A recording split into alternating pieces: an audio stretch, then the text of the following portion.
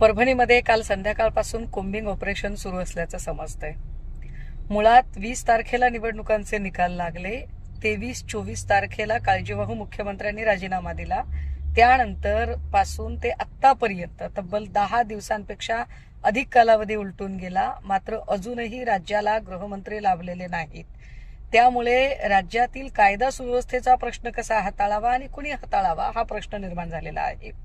परभणी हा अत्यंत संवेदनशील एरिया आहे। सगळे आंबेडकरी चळवळीतल्या पॅन्थरांचं निवासस्थान परभणीमध्ये आहे। अशी परिस्थिती असताना आणि विश्वरत्न डॉक्टर बाबासाहेब आंबेडकरांच्या पुतळ्याजवळ संविधानाची प्रतिकृती उद्ध्वस्त केली जात असताना त्याची प्रतिक्रिया येणं अत्यंत सहज स्वाभाविक होतं।